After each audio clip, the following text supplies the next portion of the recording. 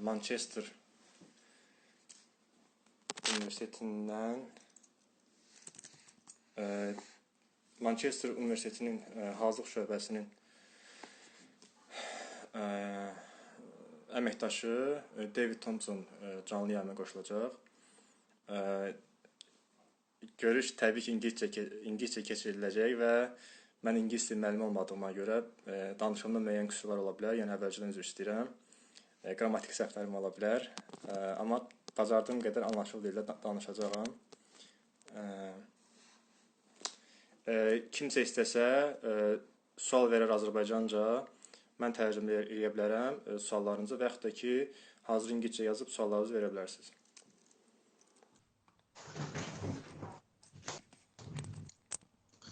Hello, David. Hi, how's it going? Can you hear me? How are you doing? Yeah, I'm good. I can hear you clearly. Okay. Is the camera working? No, not now. Give me a second. I can see something. I have it set the wrong way around. Yeah. Just looking at the computer It's screen. fine now. It's fine. Okay. Now. Are you accessing via phone or laptop? Or it's phone. I'm on my accessing on the phone. On your phone. Okay. Yeah. Thank you for accepting our invitation and joining the live video on Instagram. Yeah, I'm happy to be here. Excited. I hope we will spend some valuable time here. Give me 1 second to just try and find a place. Okay. I've got it charging at the same time, so.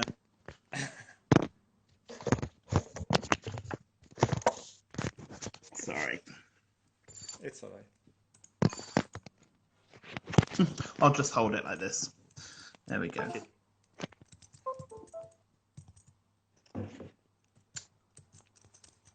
Right, there we go. That'll be fine.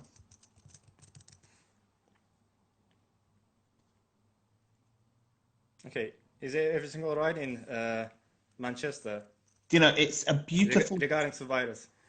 Regarding the virus, it's very quiet. Interestingly, there's not a lot of people going out, so the street's quite quiet. Not many people out and about, but it's a very calm time, and the air is very clean because obviously no cars driving around, no factories open, so it's very just peaceful and relaxed.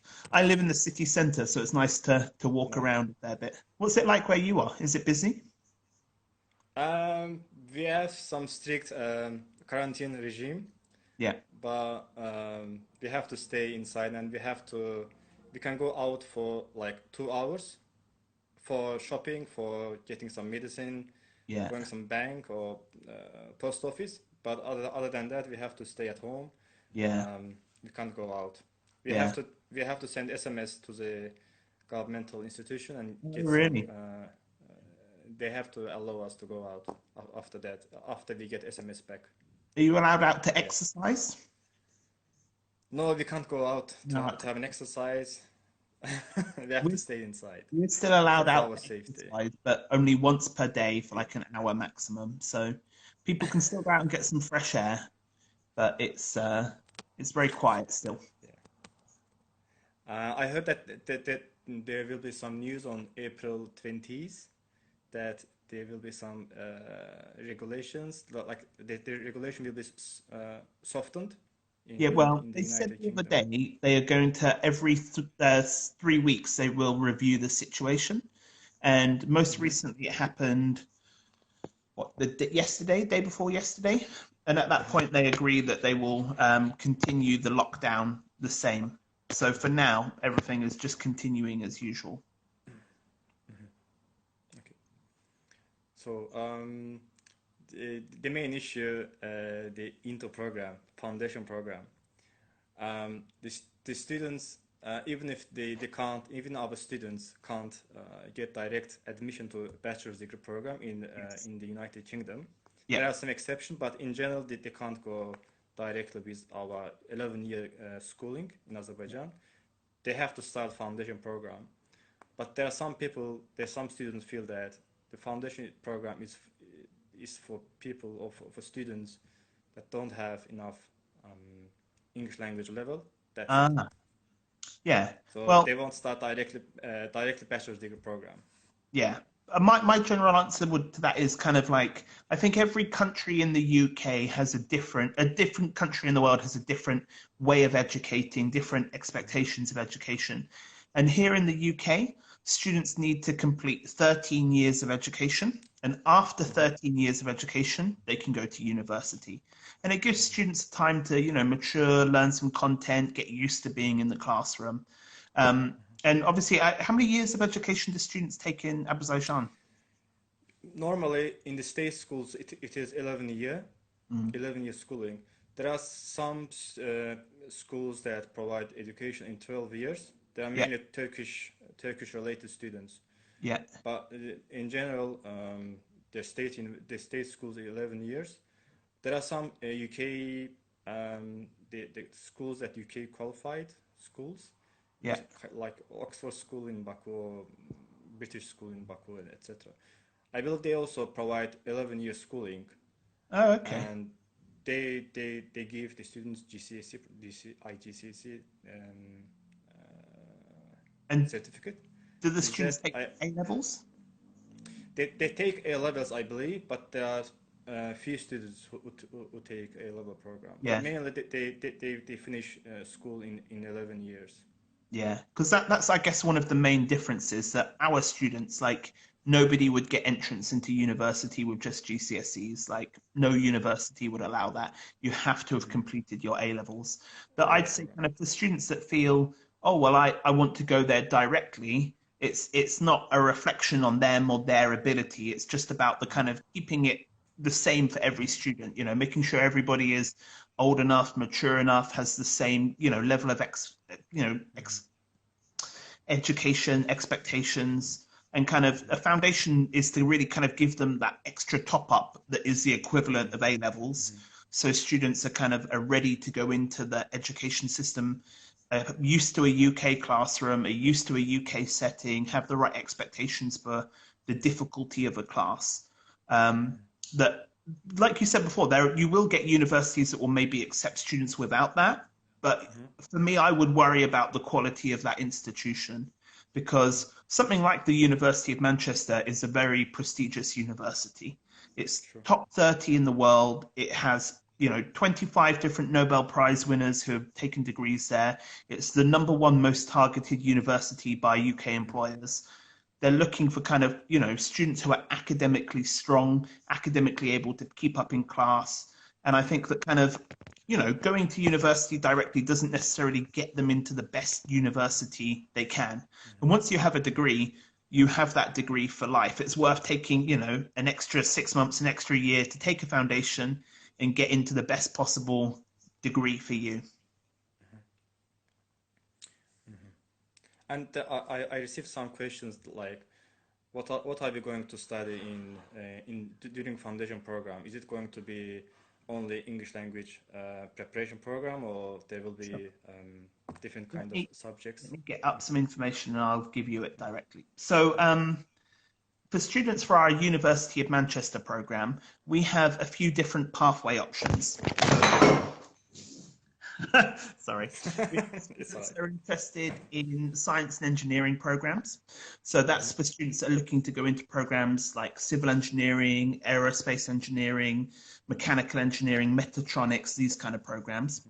We have foundations for students that are looking to go into business and humanities and social science. So business management, accounting and finance, maybe PPE, economics, actuarial science, that kind of program. And then we have pathways for students that are interested in going into pharmacy or bioscience or health-related topics as well. So a lot of it would depend on the nature of the subject that they're interested in. What are most of the students interested in? Do you want to give me an example of the most popular program? Our students mainly go to business-related programs, kind of like business management, international management, everything related to management. Yeah. Or for example, this year we had a lot of students for computer science program. Okay. Or for computer engineering program. Yeah. But previous years we didn't have many students who's interested in computer-related programs. Yeah. And people are more and more students getting interested in engineering-related programs. Yeah.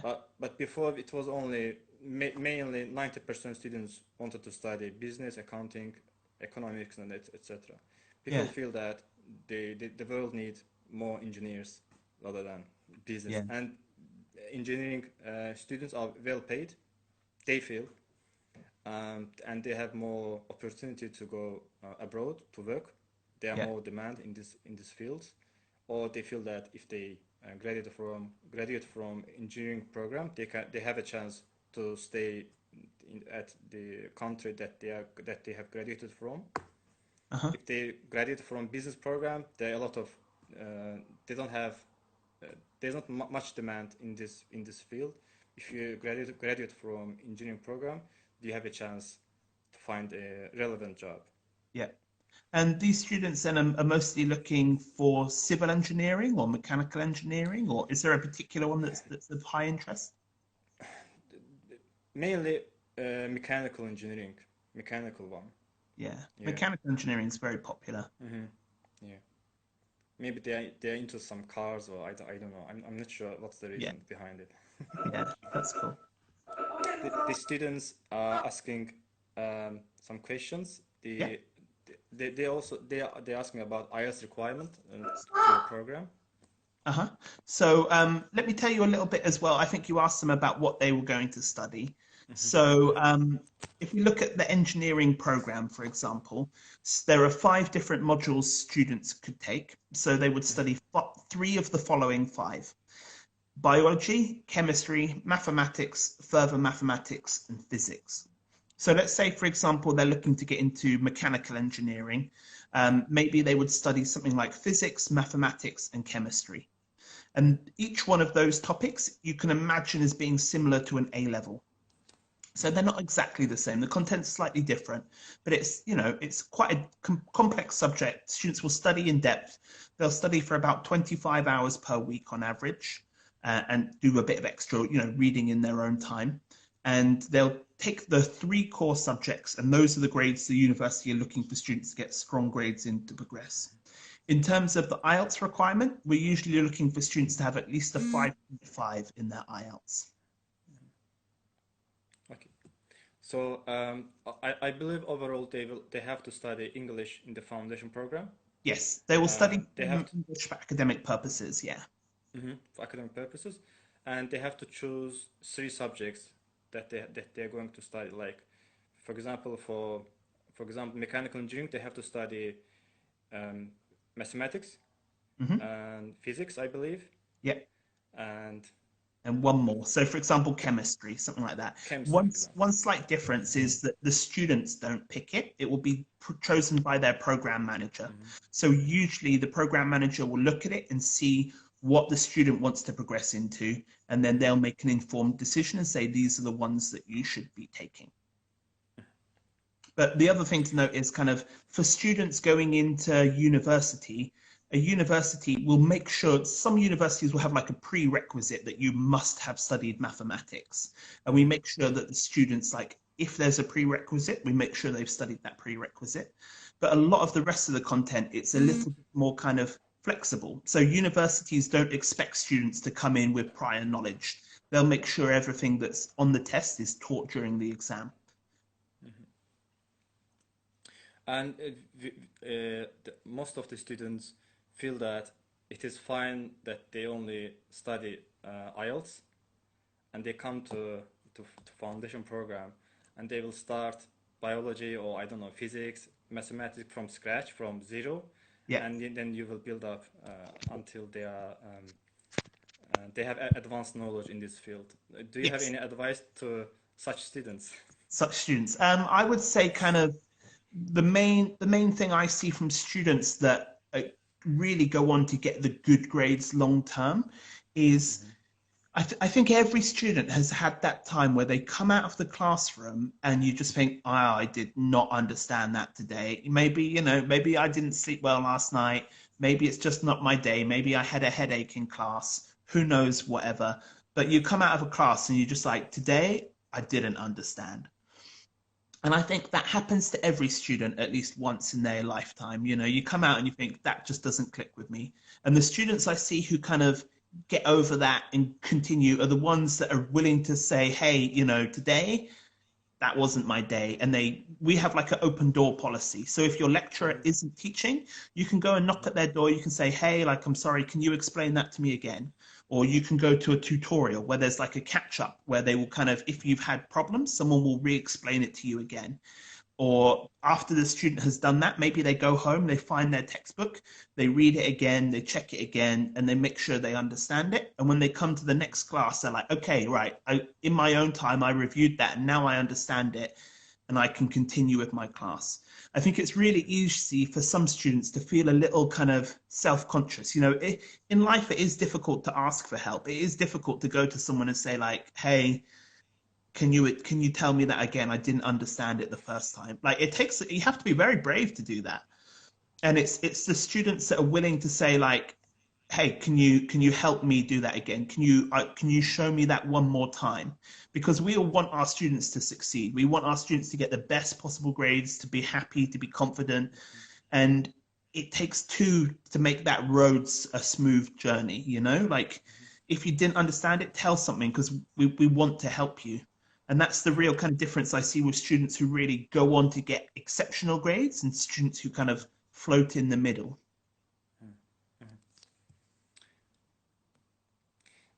There was one question. I'm not sure whether you are capable of answering this question. They're asking about the difference between IGCSE and A-level and foundation program. Yes. So I would say you can imagine that A-level program is very similar to a foundation program. So, for example, the University of Manchester, if they're looking for A-levels of AAB, they will usually ask for foundation grades of AAB also. So the way that, you know, the content isn't exactly the same, the taught structure isn't exactly the same, but in terms of the university's assessment and the university's kind of grade requirements, they will treat them exactly the same. Nice. The IGCSE is much underneath that. So an IGCSE, something like the University of Manchester would not consider you, even if you have like 10 A stars, it's not at a high enough level to consider you for entry. Some less well-ranked universities may consider you, but the strong universities wouldn't under any circumstance, except only IGCSEs. Okay. And we had a question about can you please inform students about graduate pathway programs as well? Yeah, so it depends what students are looking for. We do offer some pathways to integrated master's programs. So basically, a student's typical journey would be a foundation program followed by a bachelor's degree. And students basically, after they finish the foundation, can choose for a 3-year program, which is a bachelor's degree, or a 4-year program where it's an integrated master's. So they would study for 3 years and they wouldn't need to go and apply for another visa. They would still be on the same visa for an integrated master's program. There's lots of different master's programs students can enter, lots of different graduate degree options, depending on what students are looking for. But there are kind of lots and lots of different options in the UK.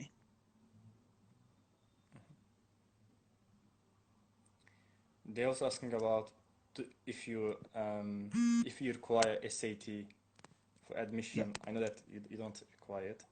Correct. Yeah, we don't need an SAT. You don't need SAT. And we have an issue about IELTS UK UI exam. And we have several students, I mean in Azerbaijan there are several students who want to apply for the UK foundation programs, yeah. But currently they can't take the UKVI, IELTS UKVI examination because of the situation. Yes. Do you have any idea or do you have any information how the students are going to take this examination? Sure. Will there be any exception that they can take IELTS first? And then until the classes start, they can take UKVI, or you will have some internal examination. Sure. So share your thoughts. Yeah, generally speaking, I think, you know, this year is a confusing year for a lot of people. I think, you know, everyone in the world, if you said to us, you know, 6 months ago, what's 2020 going to be like? We'd be like, oh my God, it's going. But I think it's changed a lot past everyone.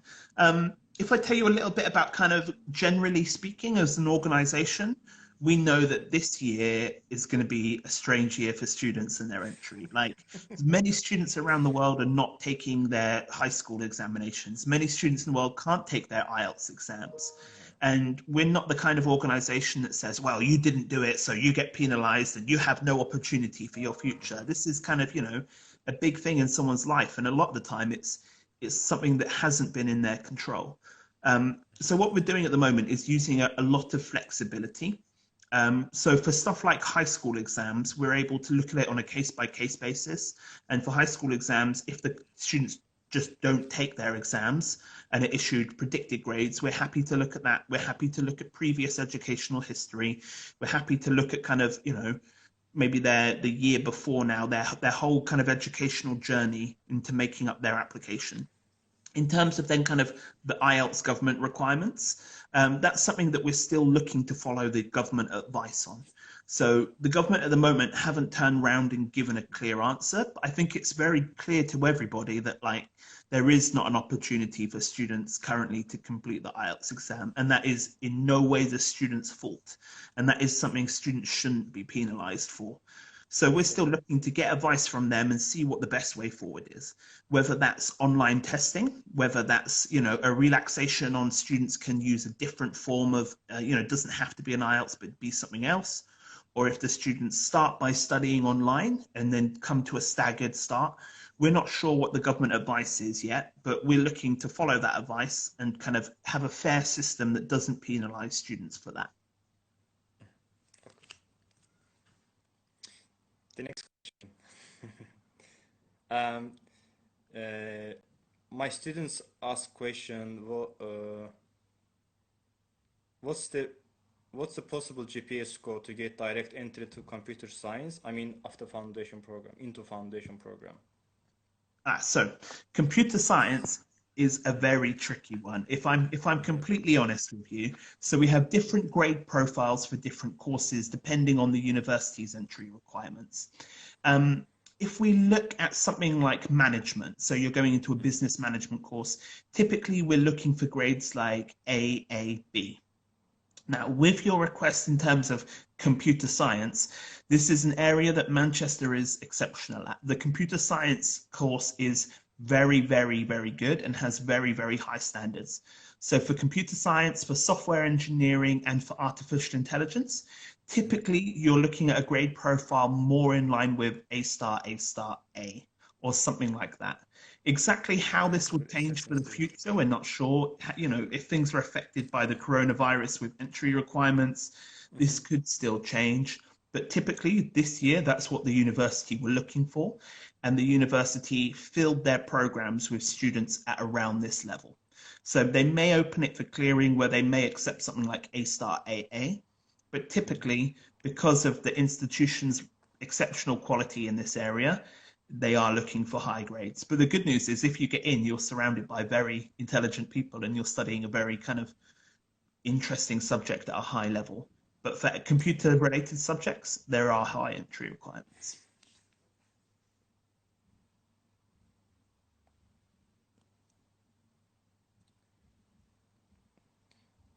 The student asking the difference between cyber and information technology major.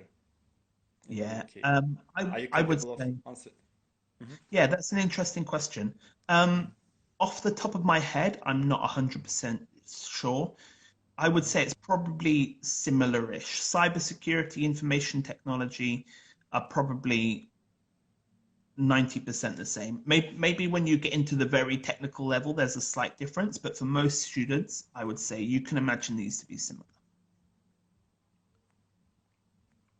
The other thing I'll mention in line with that is the University of Manchester is actually very, very good at having a lot of detail on the module details on their website. So if you're ever thinking about that and you're like, this is a subject I don't know much about, this is a subject that I don't really know what it would be like. You can click on the subject and you can find, you know, year 1 modules, year 2 modules, and you can find the list of like every module for that year, and you can click inside and it will give you very detailed information on what are the learning outcomes, what will students be studying almost week by week. The level of detail that students can access just from the website is phenomenal.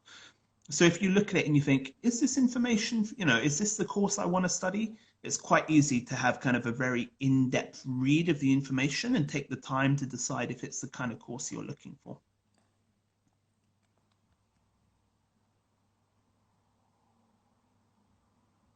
Your students have some really good questions. These are very good. Can you see the questions? If you see any interesting question, you can answer them. Because I have difficulty to scrolling down. It goes up often automatically. I'm not sure why.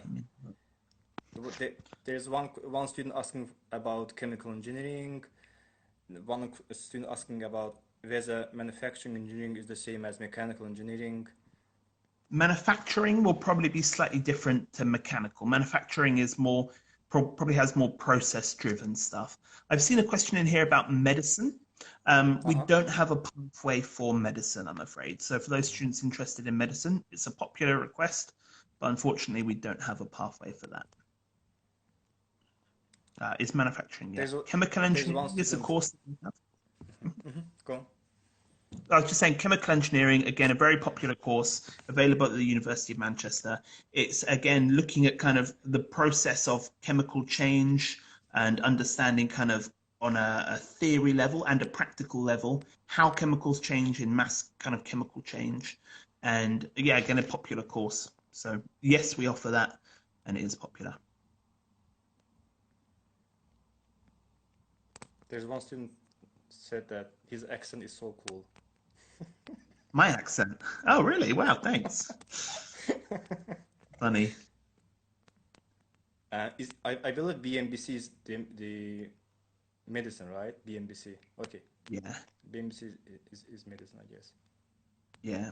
So one thing I'd say to students that are interested in medicine, other things you can consider if you're looking to just, your career path is a doctor, we don't have, you know, there is no replacement for medicine. But we have a series of subjects we call allied health, which are kind of similar-ish to kind of medicine, but not on the pathway to become a doctor.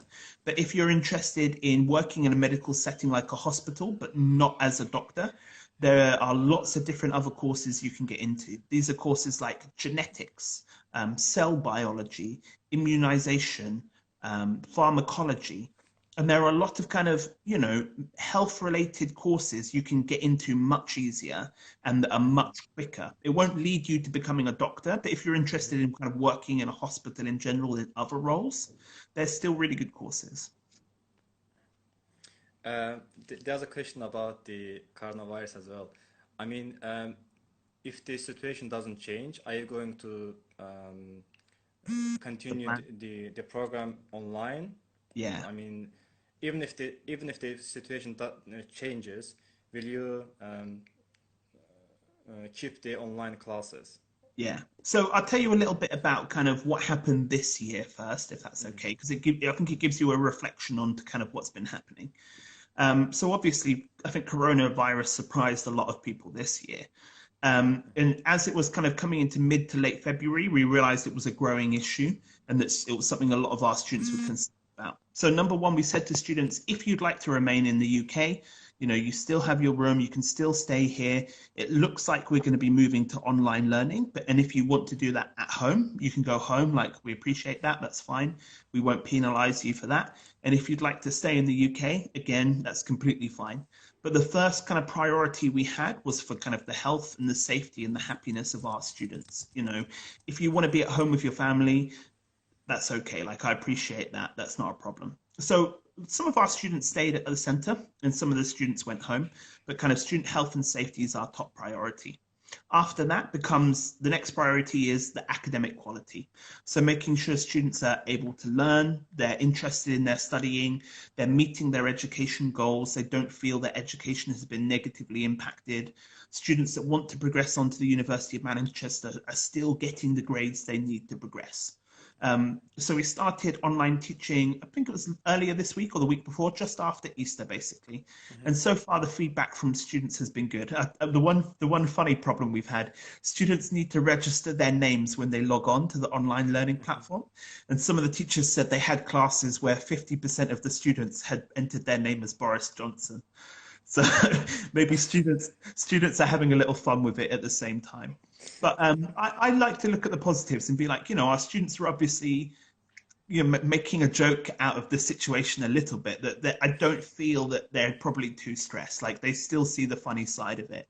And the feedback we've had from the teachers are they quite enjoy teaching online still. They've had to change their teaching strategy, change their teaching style, but they're still able to do group work with students. They're still able to kind of, the online software that we use, you can make like small rooms where students can get together in groups of 4 or 5 students and speak together, learn together, and the teacher can go from classroom to classroom, as it were. So the feedback we're getting from students so far is that it's different, but they're enjoying it and they still feel like they're learning at the same pace. We're yet to see kind of quite how the assessment will work at the end of the year.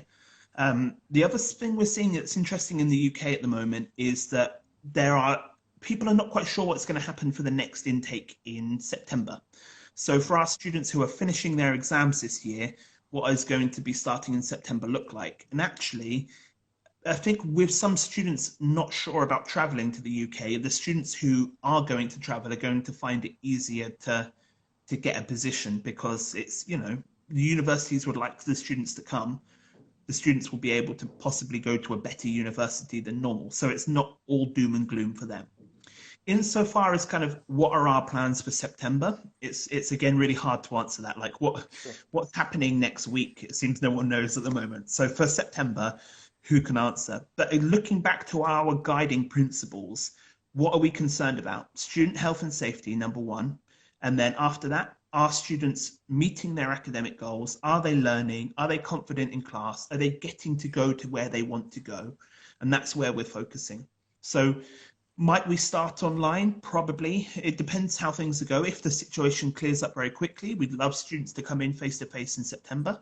If it takes a little longer and we start online and then students come in, say, January to the UK, having done the first semester online, this could happen. We're not sure, but as long as our students are health and safety and they're meeting their learning goals, then we're confident that things are going okay. It's quite a long answer, that one, I'm afraid. Sorry if it's too long. They're asking whether there is any application deadline for foundation or for graduate pathway programs. Yeah. So typically, depends. If you're looking for a foundation deadline, it will be around. It's difficult to answer. The latest deadline we could take would be kind of probably early August to make sure students get their exams in time. Into Manchester, previous years, we have reached the building capacity. So we have about 50 classrooms and we can take up to a certain number of students into the classrooms. And in previous years, we have reached the maximum number that we've had to say, okay, well, you need to apply now, you need to accept now, because if you wait, we can't accept you. So last year, for example, we finished in probably early June. We had to set the deadline in early June and say you have 2 weeks to make a decision, pay a deposit, and after that, we're going to have to say no because the class is too full. And so we will make sure we give students, you know, we tell them, okay, you only have this long, you need to decide now. We're not trying to be like, you pay today or it's too late. Like we give students 2 weeks notice. But we always get students every year that it's come August and they say, hey, into Manchester, I want to come. And we have to say, oh, sorry, like deadline was two weeks ago. So really, application-wise, we've got lots of students applying now. Now is like a perfectly good time to apply. We're already making offers to students. Students are already accepting. It's not too early. If you wait 2 more months, 3 more months, you should be okay, but it's not really worth risking missing the deadline. So you'll advise them to apply as soon as possible and make their decision until June, maybe? Yeah, at least that way. If you're making an application now, we know that you're interested, and if we know that you're interested, we can tell you as we get closer to a deadline. Whereas if you don't make an application, how would you know the door is closing, as it were? So there's no harm in getting an application in just to show your interest. There are also questions about scholarship opportunities. Sure. So we have some scholarships. Our local team, if you've got anyone interested, you can put them in contact with our local team that regularly come to Azerbaijan to speak to people about it. They'll let you know about some scholarships. The scholarships offering that we have tend to be a few £1,000s off maybe, but it's hard to get much bigger scholarships. We're a popular centre. The university is a popular university. There are some scholarships available, but over the course of your foundation year plus 3 years of a bachelor's degree, it's not going to equal a very high percentage. So there are scholarships available, but as long as students go into it with the right expectations.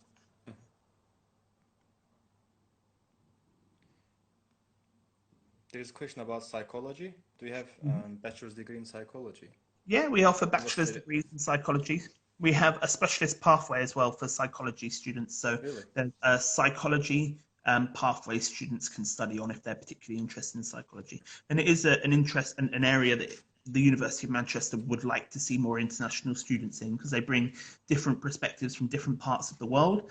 And it's one that doesn't have as many international students in. So I know it's one they're really keen to see students taking. The next question about the tuition fee. Yes. Tuition fees. So tuition fee wise, let me break it. I'll give you an idea of everything costs altogether. So tuition fee wise, you're probably looking at around, let me just get up my spreadsheet here.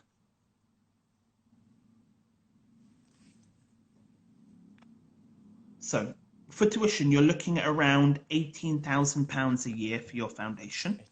Afterwards, you'd move on to university, and often the tuition fee is a little bit more expensive, but you can often reduce your accommodation costs. So the accommodation we offer to students is right in the city centre. Manchester is like an awesome place to live, and we're very close to kind of the downtown centre. Yeah. So for students that kind of in their first year, they tend to love that because they're so close to what the city has to offer. But if you want to say, well, you know what, it's my first year, I've done that experience, now I'm going to live towards the university more, maybe 20 minutes, half an hour on the bus journey away, you can save some money there. So it tends to be our tuition fees are a little bit cheaper, but then students will save money in the first year. So our tuition fees are around £18,500. For accommodation, you're probably looking at around £7,000 to £10,000. On top of that, you've got some food costs for food. So we usually tell students to budget for an entire year £1,500, maybe £2,000, something like that. On top of that, you've got stuff like your books, your clothes, your general living expense, blah, blah, blah. If I was to mix everything all together, I would personally say to students, you should be realistically spending in the low 30s. Like if you choose to live a more budget life, 30,000. If you're looking to kind of live a normal student life, 31, 32. And then if you want to go out and, eat out every night and party and dance and enjoy everything the world has to offer, obviously you can spend more. But for most of our students, a realistic expense for everything altogether is in the low 30s. And you should expect that to pay that for your foundation. And again, it's around the same kind of cost for university. But knowing the tuition fee will go up, but you can move away from the city centre, live with your friends in a house and save a bit more money. There's one question. What platforms do you use for online teaching? Is that the question or not? Okay. The one we're using at the moment is called Bongo Learn, but I have to admit I'd never heard of it before in my life.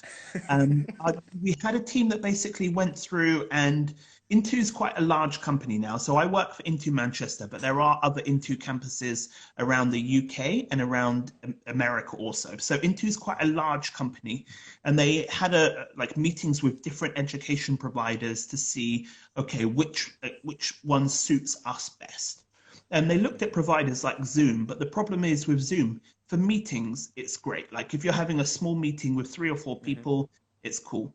But if you're looking at 30 people in an education system, it's quite different. That it's hard to share like a text board with people. It's hard to assign work to people. It's hard to split people into groups.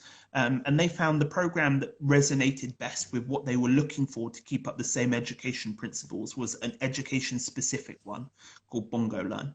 So that's what our students are studying on at the moment. And we've had good feedback so far. It is B-O-N-G-A. B-O-N-G-O. B-O-N-G-O, okay. Yeah. There's one interesting question. Is there any possibility that coronavirus will continue till September? I mean, now we're getting into guesswork. My guess would be, I guess this is no longer an into Manchester question. This is what does David think? And for, as for what David thinks, I think we're looking at something where it's hard to see what happens next when we want to lift containment. At the moment, everyone's quarantined and it will reduce the cases a lot.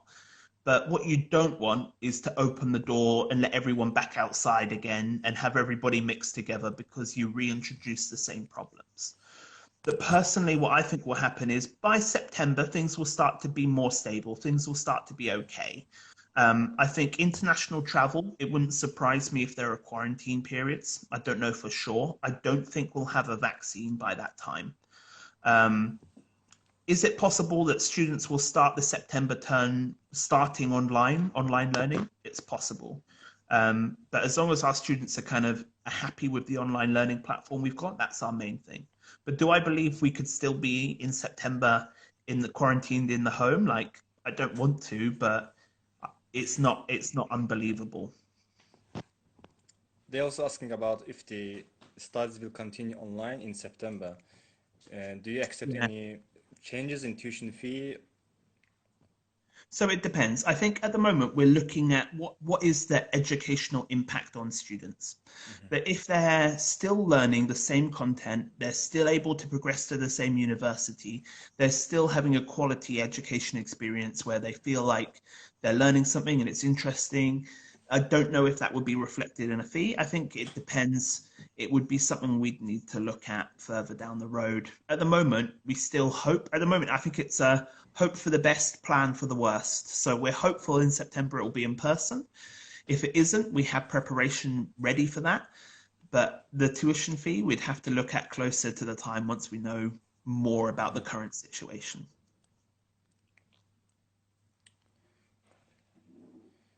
I believe you have answered this question. If the student hasn't taken college exam, but he was accepted to university, what's going to happen then?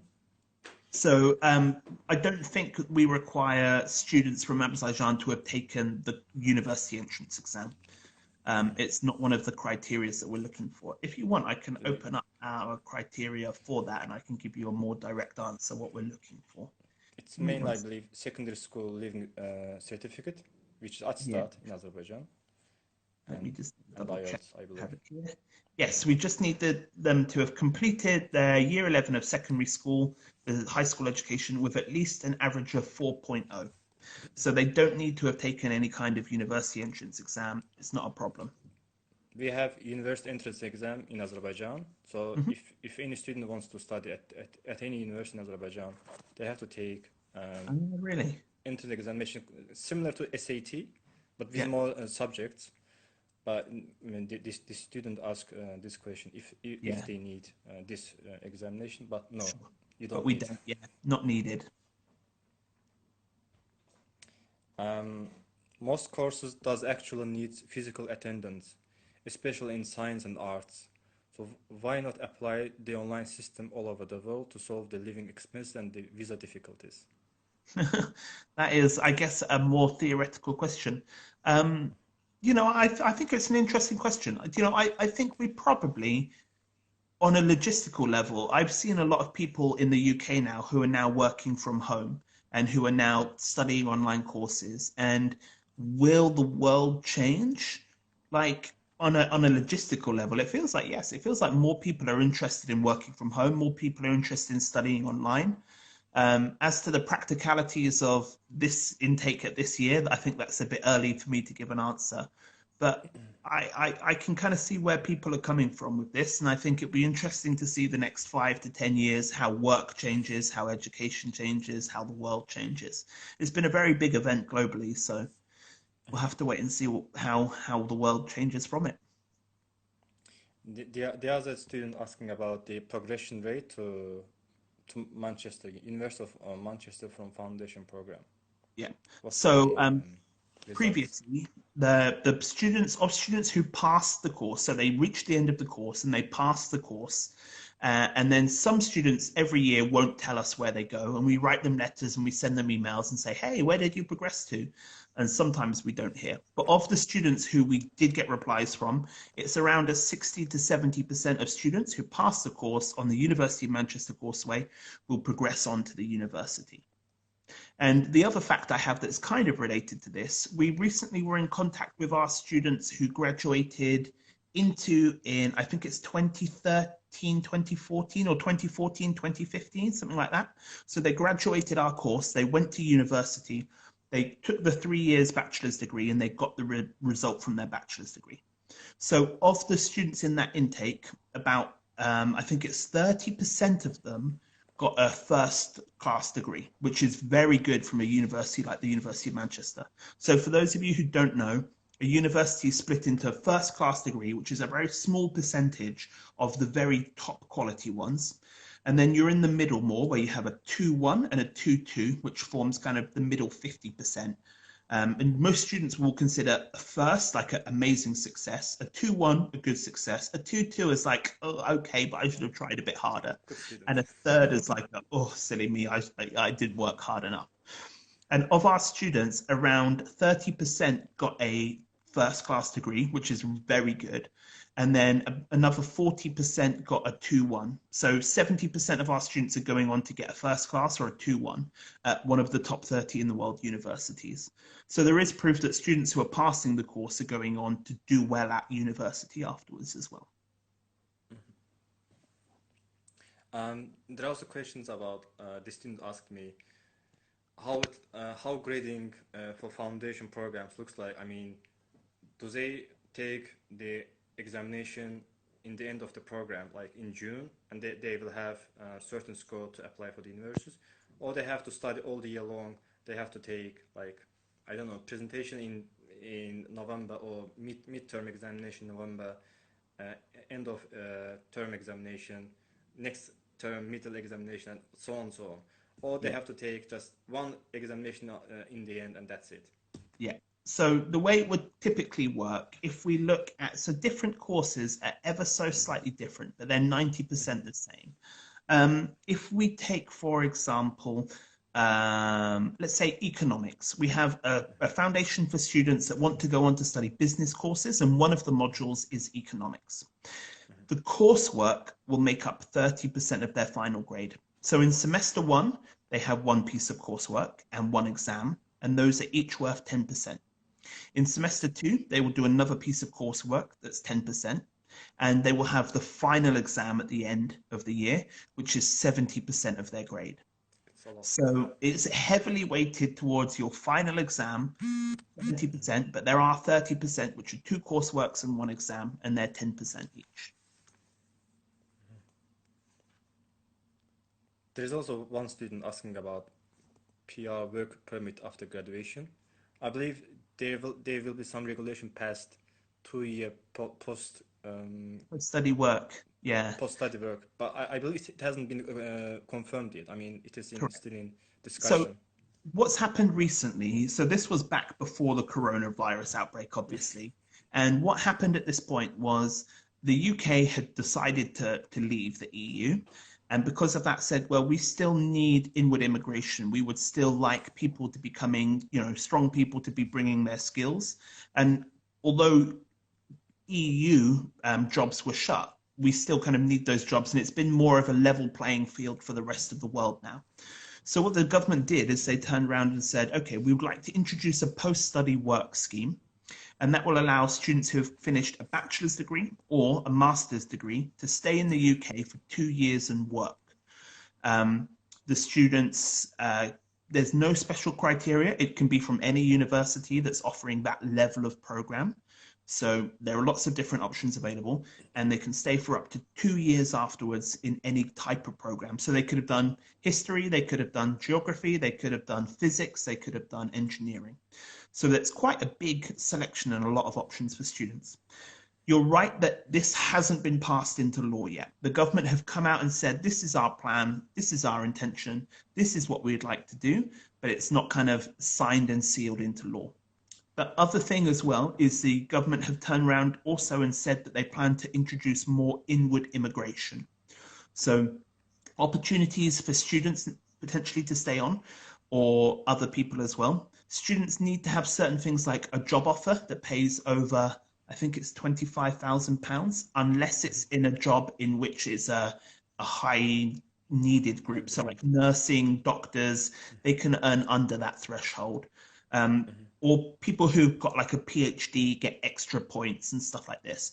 But in general, the movement that we're seeing from the government is, although we have Brexited, it's not that we are closed now as a country, it's that we're treating every country as the same. The EU is not a special one anymore, that we'll treat more people equally, and there has been more options for inward migration.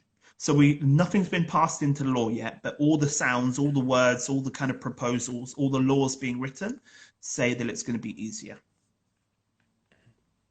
I believe the Instagram live video has to be 1 hour, so we can. Okay. I believe it is almost an hour, so we have just one question left.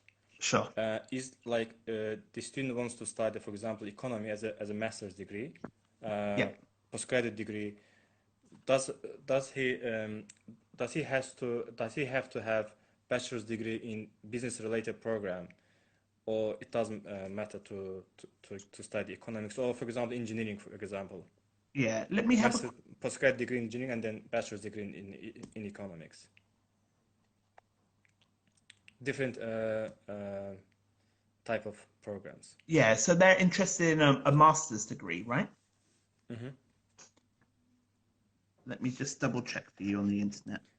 So the question is, can students convert their degree program with graduate pathway program or not? Unrelated degree is the question, right?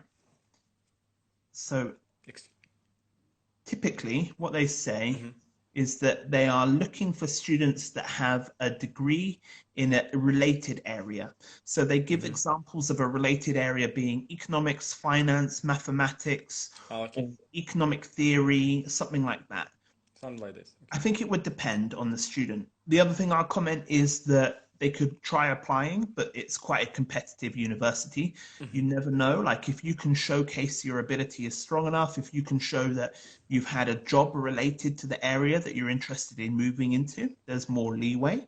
I think it's one of those things where technically no, but there might be a bit of leeway depending on you and your situation. And has a general English program stopped in your education institution? I mean, so in Manchester, we have foundation programs, and we have international year 1 programs, and we have pre-masters programs, and we have general English programs and academic English programs. At the moment, the academic English program was meant to start recently. We've moved it online for students that would like to study online. We've given a refund for students who would like a refund, and we've offered a delay to students who want to wait and delay and make a decision later. Hopefully, we'll be running the English classes again soon. I think a lot of the time, those students who study English want to come to England because it's part of their way to enhance their experience. But yes, we do run general English classes and academic English classes as well. Okay, we have just 10 seconds left. Oh my God. Thank you for your talk. Thank you, everyone. It's been really good. To say goodbye.